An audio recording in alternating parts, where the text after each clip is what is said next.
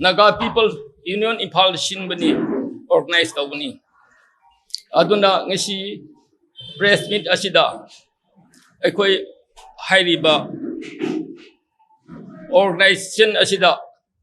Representative Amamam Anini Loin represent of evening is Nashi Tang Kun May 2026 da Equina press meet Hambashe Equi Timanche Chida Puto Ashonda Mari Lere Mashe Kuncha Kun Lengme Naga Kunda Haukiba Tang Trahum Toida Lohongba Halakba Equi Naga Mi Tranipan Paraga Mi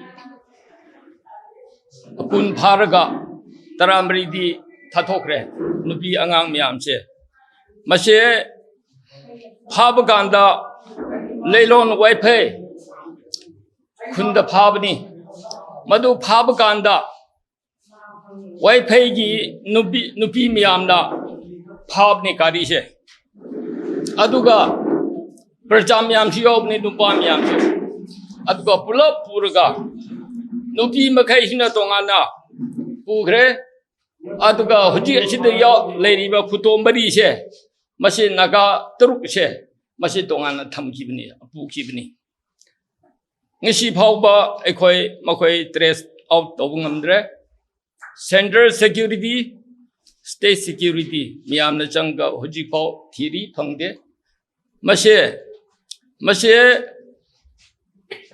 Leilong Waipegi Ningtao Lalboy Waipe Amadi Magi Authority Miamshe State Government Book Topiro Interrogation Topiro Adur di Tuna Torokani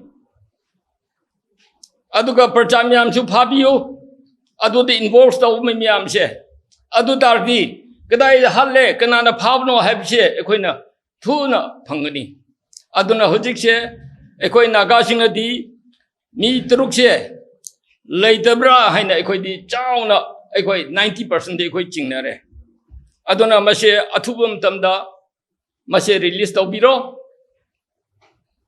She bigi dead body she hand over Tobiro Koida Ekoi customary she bigi funeral condolence committal service Ekoi Pangtoninge Mashe Ekoi Nagagi people on behalf of the Naga People's Union Impalna demand Tauri. Aduga, why pay Kuna Dugi Nintao? Aduda involved over half the involved of Miamche. 24-hour Manungshida. Government Pabiro, Book Tobiro, Government Gassati, the Tamaga interrogation Tobiro. Adudardi, Kanagi Krup na Pab no Habshe, Mashedu the Torkani. Maramding Rangshe, Cookie, Impi Manipurna, Equi Gassati the Tamde. Pab the underground, the Pabdi, Cookie Gather, Sue the labor gather, Sing the Pabdi. Aduga, Kim, Cookie, Impi Manipurna, Equi Kuta lady, Habdomako authority labor. Makoina Pabna Draga Makoi Gassati lady, Maching Tibani. Aduna, she gumba, take this year, Apavnati, Maching Tiba, Mingonda, Minamba, human right violation Taushe. Mashi Nupi Anganda, Innocenta, Oji Pariba Mitrukshe, Ashidishu, Pastor Ani Yauribni, Tikan Amashu Yaubni, Authority Amashu Yauribni, Mashe Micham Akogi, Church ki Tikan, Church ki Pastor, she Paraga, Shanga Kumnamakwina, human right violation Taurieba.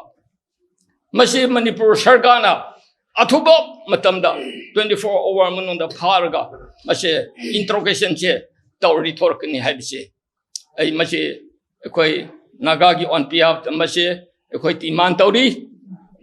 Adu Hentona, Shondal, Labor Wilson, Tanga, Chirunaga. Cookie Nahai, I Tankulni, Tankulda, attack Tobni, Tankulda Land Daudamni. Atogwa Macham Shuddi, try Macham Shuddi Tauri High, Karigi Chiru Nagadam Hapa. Low Kuma Halakbada, imposed Orga, me and show I hospital in Bachale. Makuti, Makuche, Tale Nupishe, Nupana, no may book nung the Janga, Operation Tawe, ICU the Taname. Chirudu Butangkulo, Chirudu Tankul Nagaro, a leng made the Gramanamu take over. Tankul the Tauni, Tankul the take Tauni, Hai Makina, Kukisina. A quite over the tribe the Taure, Tanka, Aduga, Kogi, Marangum de Equatoroi, Hai, Lang Toro Hai, Aduga Graman, Chiruga, Tangalda, Oji, Leng May Nakada, Ashmana, harassment, torture, Tauroji, Tres Tawum the Bashe, Mashe, Pitribida, Mashe, strongly, Mashe, I Kukishin, I condemn that way. Mahoy Tierodis, Kambu, Kukigi, gather, shoe gather the labishing chair, Mokoina Tawuni. Adona, Oji, Naga People's Union in Palna, Timantori, Madudi, shoe share, gather the labum yamche, Mashigi no my government, sister biro, Atubu Matamda. Aduga shoe share, Mashishu a procket biro, Mashe Timantawi, Shito Rodi. Koi Manipurda partly peace lakini. Kuki len habiche timanta hongunu, Kuki Shinda. Makoi refutini, Bangladesh gi Amadi, Myanmar digi lakwangatani. Aigi kunda Kuki le rame, Ipana Kungi chairman oi rame, Akoida, Jay Kudingi tax pirame. Hango, Hoji Sakulda lay, Matukini Taushe, Macham Sushe. Paisa people ngam kanda o koina pure eba taxi len taxi isa ai angang wait ngi du ubni aduna mashe cookie sing sida kun kuding da cookie len hain nong yung mashe government remove to biro adu matung da Manipur da peace lakni aduna tri phawdi nahan trong lobby da bom thadadana chahi manga Aduga angang sama tha manga. Pitribi angang bisi udri, amam bisi udri. Adum human right violation tau adum khandre. Mama was tini shoe. Ukrugi line da impulse tau re. Michamani hale. Burma da leba, ekoi border leba. Charo wangli namli. Yung may thabi re. Kuki terrorist na. Shikumbase. Mayam se state government na athuba matamda masi yengshen biu maruoida masi khunsa khunda thoibese masi amuk thoktanaba state government na masi sembiu adona athuba matamda leilon wifi gi ni thause book tawbiro haibise Naga People's Union in Palna strongly ekoi demand tawri adona masi tawganda Ekoi mi asifu thorakani Karamba Kedar na Pabno, Karamba underground na Pabno Hibo, Man Loy Thorakani. Aduna, state government, Maming Mana Pangtokio, Kangdaba Sajin Gano, Miam se, Loinaba Shaure, Miam se Ware, Manipur se, Tandu Leta daba, Lamwere, Sanale Baksi Mangre, Kori Lepa Wankre, Aduna Mase. Amaga Hunabsi Quitaning de approach ye, constructive approach down the sea. Amaga MLA Amaga Hunab de Quitaning de Aduna, constructive approach Tauraga, a koi Manipur Pajana, peacefully Lenan by Koi, Shinbiu Habse, state government authority, the authority canano, chief minister, authority canano, cabinet, Mokoida request our evening. Aduna MP ahumnusu tabiu perjamiam siware aduna athum matamda ekoi hoji bending the labor miyam se loin ma phongphong sariba hoji thato iba ekoi phari ba hostess turki nupi angang sinje hoji ekoi leimokhom nata leba makhan lengme nagai khun hoji leyeba khunda halaktri hoji se makhoi tramari se Captain of Church, Jackson Chade, Partana Taurago, who did Lady Eba, Equi Masi, Yangam Dreba. Adana, human right violation, Kanana Dobra, Maidina Shitote, Nakan Shitote, Cookie Nadum down Lere, Masi, Gedway how right, shoot, Taunomitigi go, Equi human right violation told me.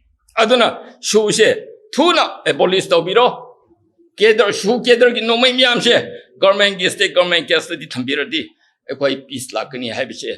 I Mashe, Naga People's Union in Palna, Mashe, government demand taubni. Thank you. One by one, I had ruge, Lapiraba Miambu Takat Panueva Punduksari. I have Kiming Sina Di Adam Liang Mai Hozi Konsa Kulgi, Chairman Pam Biden lady. Nasi Siguma Tanza, Pavayam Pambi with the Makta Ishobus Tagale, and a quite a Tokiva incident. Asi I Makong di Hauraga, Hoziki, condition Pause, I Kitang Lizarake.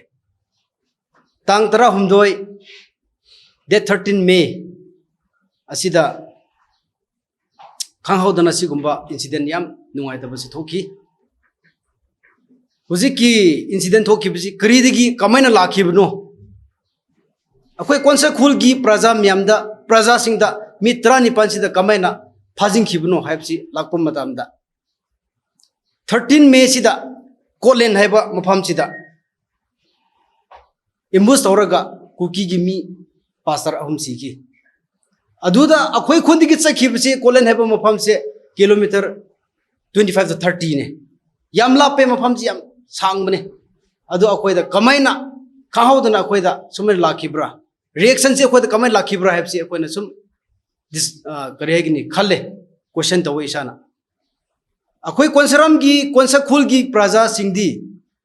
Sumaina Tore, Sumana Lakani of the Chris Kang the innocent. Kurkul habisida akoigi lay konsakul ki praja myamdi nupi angang sidi bazar sapane ayu chacha mangda chacha dringai da ayu ngana bazar chakhibne bazar chalaga halak pa kangbu yum dige chak charaga bazar kumlak pa somde irang laibdi akoi de khang dabne na moidi bazar chalaga halak pa bazar kumlak pa kangbu se lalon bai phai heba khunsida phagibne haba matamda Lambi block tawe hai na akoi ki angang sin aingon phone tawre aisu ayuk chakcha mangda nganta first morning sidai impal kum khibine adu matam da akoi karak pa angang singna phone tawra khre aingonda lambi si block tawre hai karimaram ki block tawno hango hai kanda moi gi lalun bai phai ki maira pai bi sing nupi sing na lambi ban tawbne kari gi maram di ban tawbno hango hai bam tam da somde irang ama lei hai haina moi gi pokhum si pirai lalun bai phai ki nupi sing na Pokum pira pun matamda, adu orang itu noi pajana niraga pajana hanga ka cango hai pun matamda, adu dah leba first gate dah leba missing tu namu cango hai namu thajing kere, lalu namu phai manung si thajing kere, adu tu gidi khunda leriba, hoji ke pastor manu hai bese, adu tu na lu cinglaga magi gari dah hablaga magi nupi magi masih menau hablaga kumlak pun matamda hoji ke lalu namu phai hai pun mapam khun manung si dah thajin bene, adu tu ning thau gi yum menakta. Sigi incident talk busi, aku di keris khang jaban nate. Kolai pe mesin tawna kiba pone, kai dobu gi aku konseram gi konsakul gi praja da sumena tarak pra hai busi. Question na chau bole ye, nungai te, yam nungai te. Kolai pe mesin tawna budi aku keris odu da aku complain leite. Adu bu aku praja sing da keri gi misam da sumena phaba pun busi tobi pra hai busi aku question tawningi. Anu hoji ki mafam sida lalon ba phai hai busi da mafam sida phajilaga. Last I'm on the phone tore. Kumbasu yadre, kabsu yadre hai. Kari tobugino hai kanda, khangde chalhandre hai. Adu de gidi, ainasu wakhanchida ama fawla apne yaragadi thuna moida permission niraga kumkro hai bne. Adu chalhandre. Last mana akoi konsakul hai ki group WhatsApp group ma laye. Adu da hoji ki pakhang macha hoji ki sida leriba Sise, Kali Wombo, Youth Club ki President. Mahak sina last aku ki group ta video ma thagale audio ma video. Konsa khul da leba aku khun da leba oirasu, laima khong da leba oirabasu, kangla tumi da leba oirabasu, kana mata chalanu, kumma ka ba chalanu, aku lambi thingra aku phakre epsi mana WhatsApp group da aku group thagale ba. Adu digi di aku kun ngasa WhatsApp ta thagala pune adu urakan di chat ka dobo kamu ji loy Bekan kerabni, natradi, adu asisi na thagat rabandi. Mi kun thra khana ro, mi am phagi gini. Maram de akoi lifeline oibini na. Akoi desa pata bani ba. Adu me toki. Adu didi moi nupi sing na phag rabni na. Ngatang lere gadi moi phone se loy sis tore bani na. Phangdre, line kris phangdre. Adu digi hojikti kari gi damak ta adu da phaki brahibam lapum tamna. Nupi sing maira paibi sing na phari bse. Faras patra su lelon be phai habi gisi ningthau lebni. Ningthau lelon बेफाई की निंथौ से लालबॉय है ना कौए mark से निंथौ ने mark ना order पीद्रगदी mark के अयाब याउद्रगदी mark की नॉलेज याउद्रगदी कमेन मेरा पाइबी सिंह कमेन अखोई की मिसम फागद्रा मार्क के अयाब मार्क के नॉलेज लेबदगी मेरा पाइबी थादोगा अखोई की मिसम दु कोनसा खुल की मी 18 से मान फान बने फाब मतुंगदा अदुदिगी मथांग तरबदि करि तोरे नुपी सिंह अदुना नुपा सिंह अखोई की नुपा तरुक से फारे रे नुपा तरुक सिदी मखुत से पुले ममित पुलगा मोय की मिलिटन की मीदा खुचिनरगा मिलिटन सिन गाड़ी धाप का पुखरे हुजिक थादुरेबा कामबु की वाहै ने को अदुना मोय की रिपोर्ट के मतुना मोय सि नुपा से हाना पुखरे अदु मथांग तगिदी मोय नेदी खाली बिसिदी अखोई मसेन मेरा पाइबी मसेन नुपी मसेन लेलोन बा फाई की नुपी सिंदी मोय खांगनबनि अखोई बदि कनबिगनी हेबजि मोय वखन खाली अदुबु मिवैबा की वखन चेंदे मिवैबा मा की नुसिबा वखन मखोद चेंदे सागी वखन हेन फत्तब पुवे मखोदा कनबिगनी हेन खनबा मखोई से लेलोन बा फाई की नुपी सिंग ना मोय हुजि की अखोई कोनसा कुल की नुपी सिंग नुपी त्रा गा निथोइ से अमुक मोखे नुपी सिंग ना ममी पुले फीना मखुची मनिंग द पुंचलगा अदुदगिदी अमुक मोयबसे पुखरे नुपी सिंग ना हाइरिसे नुपा सिंग हाना पुखरे अदुदगी मथांग देदी अखोई नुपी पुए नुपा सिंग करोम पुखरब न खंगदे मोयसु करोम पुखरब न खंगदे मी पुलग चलबने ना पूरा ब्लाइंड ओइरेबो को अदो गाड़ी द ngasa नुपा हाप खिबसे सिंग लाइबा हाप खि योद हाप खि हेबसि मोय मिट मान उखरेबा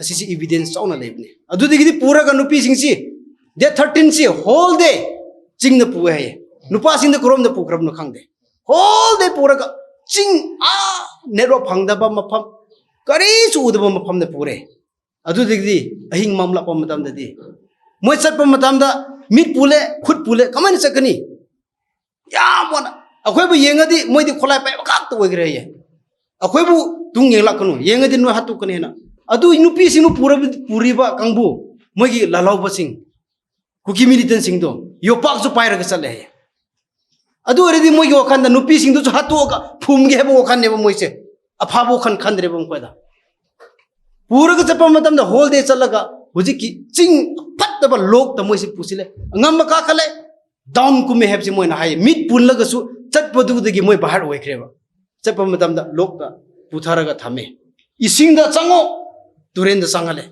तुरेन द इसिंग मखोंग तिंगे अमुक थोराओ हैना कोथुराय अमे तोरकंद मम्मा कांसिददी मोयबु मफामद द लहलगा फी अपाबा मा थारगा अदु तुमले नुंगरा चाइरा क्रेजु खांद्रे तुमले नोंग चुरापनेना मोयगी त्रिपन मचा मन खनबी है खनबिरगा तुमले अदु मोय नुपी नेबा फारिबुदो अदुदा लुचिंग चल्लीबुदो नुपा सिंगनेबो मोय अंडरग्राउंड सिंदो मिलिटन दो अदु नुपी एमाबु माना मपान थोके हेबा मतन मी पुलगा थोहले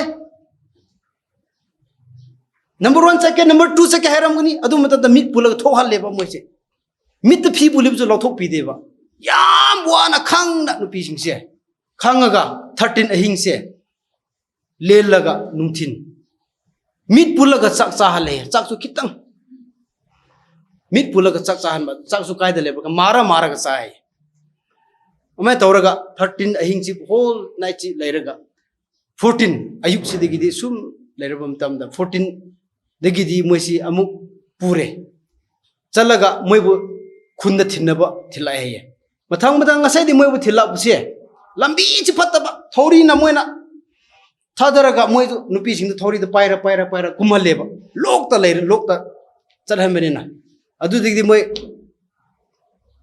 सप्रमेना पुलिस सिंह चलगा अदुदगी मोलहोय की प्रजा सिंह सप्रमेना पुलिस स्टेशन की मीदा सिनबने सिनरगा अदुगी पुलिस सिंगदुना अखोयदा डेट 15 अयु पुंग मंगा साइदा मखन village असिदा अखोयगुदा सिनरकपने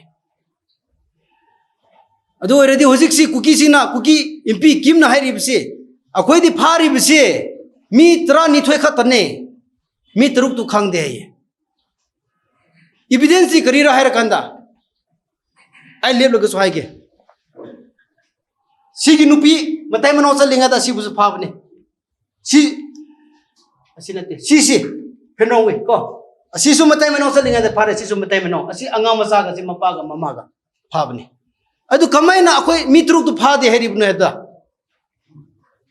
matai mano yaura ga pha gi budu kamai na moi mitruk tu khang de hebra heba si yaroi aduna moi na lot ke na lot khrabane mi si piro na lot khrabane aduna aina media da hiding budi state of government Manipur state government aina appeal to ning budi ngasai ai gi mamang da speaker na suhai khre lalun bai phai gi ning thau lalboy ma ki knowledge yaura ga tawkhibni aduga lailon bai phai gi maira pai bi women society gi leader se yam thuna phabio yam thuna mkhoi lo thok pio lo thok ga mkhoi da wahang pahang interrogation to bom matam da answer loi thorakani maram di public na pha gi bne ba lalun bai phai gi public sing na civil nupi sing na pha gi bne ba adu ragadi pha gi bdu changa kana kana no haib thibom tam si thorakani aina so hange hoje akhoi nupi sing thorap mi sing du da ming khang bo yaw bra haibom tam da ming di khang de masak te loi khang ya lalung faida moi khangna chana ba hejang na pi la lom ba da moi gi hejang na pi laura ga mu yon mi ba masa khangna ba yam yawe du ming di khang de ai ko adu ora ga di lalun wa phai gi nupi sing adu ga lalun wa phai gi ning thau asi phabio phaba matam da loina ma sida lai bi thorakani Manipur state government na siji yam thuna chathabiu to thabiu haib sidi ai mijai gi thongda haisani mani Rozik, Nupising, Mitrani Toy, Tadropuchi. Tado Kre Habigi, Wahai Katane. Mokoji Pibamsi Karaman lay Ribra Habsi Amta Yingio. Yam wana lay, Moi Pibamsi, am so lay. Moigi Gyanse Lapsuluidri. Nasai Kiba Kangba Moida, Tora Krablina, Huzik Sumoida Kangma keeps some Mukanda, lay Rabine. Yam wana lay Ribine. Adana. State of Manipur state government sina yama thubo matam da chale heraga lalun ba phai gi ningthau women mera pai bi sing phare heraga introduction yam thuna tobiu haibsi ai thamjaninge hojikti akoi gi mi taruk se akoi da sinabiu magi nupa hojik taruk sida pakhang ani yawe nupi laikhiba mi mari ne lemori ba magi nupi sing nadi macha sing nadi ipa se halaki gini heba asa leiri ipa se hingna halaki ni heba asa leiri aduna yam thuna nungsiduna miyamna mateng pangbire haraga mangli bojik phangdriba mi truk se miyamna mateng pangbire haraga state government asu mateng pangbire haraga mi truk yam thuna akoi gi khutta china view haib se media thongda hajaninge adugi mathakta akoi da mateng pangbiba akoi naga sari yam leire Miam gi magi angamba mateng pangbiba morally, financially, physically support hobi miam lay. Adu sai thaganinge isina akoi tampakta leiriba isina yelomi proof miam na so akoi bu mateng pangbiba gi damakta hojik si akoi wakhan chauri bini. Aduna hojik ki mi tru lepham khangdriba akoi da sinara tribisi miam mateng pangbire haraga asigi mi truk si puthok pina ba tobiu haibsi ai hajaninge adu ai last ama haininge Lalun Wi-Fi have kunse. A Koidagi laga consa kulda laga. Lamse Niraga Koina Bibi Kibini. Tenen when a labor mapam, tenen when a labini. Lalun Wi-Fi have say 100 years kitamata list Lauraga labini. 2020 the 100 years ki list Loirabini Matam Loirabini. Adu Hosik the Munama Pus Haraga. Hosik in the first time that the Yam Tokre Konsaram Konsakulgi Mis Prazada Puba Chaiba. Yam Kangan Kiema Yam Tograbine. Aduna, Nasidi, comment to a hojikti. Mi Pava Punbasi, Torakre. Aduna Hosiki, Lalumba Pai have Punse. A question. Chunko Kobungamore. Chunko Korre. Wakanda, Uragalere. Aduna Miam Media Tonga hiding it. Miamgi pressure to get Miamgi Matang the Hosikshu, Akoya Asa. Lak Triba Mi Turukse. Soidana Pankigini. Noigi Matengi, Manipur state government of Manipur Degi, Matengi, the when Akwa Pankigini have a salary, Miam Mateng Pombio have see. Konsaramgi, Mahuta, on behalf of Konsaram Bileski, Miamgi Mutta I Solabusu I Konsaramgi Village Chairman I have Miamgi Mutta Aina, Miamda Sigi, a wise request also. Thank you.